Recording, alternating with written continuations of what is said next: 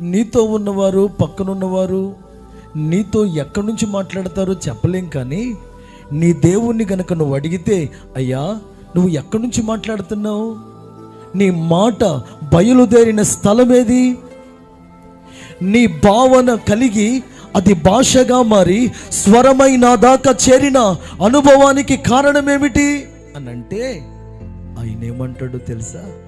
అది నా మనస్సులో నుంచి కలిగిన అనుభవం. నా ప్రియ దేవుని బిడ్డలారా, మనసు లేని మనుషులు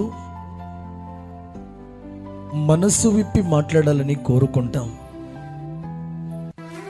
మనసున్నవాడు, మనసులోనే మనల్ని ఉంచుకున్నవాడు మనతో మాట్లాడితే చెవినే ఇవ్వకపోవటం, హృదయానికి చోటివ్వకపోవటం, క్రియలలో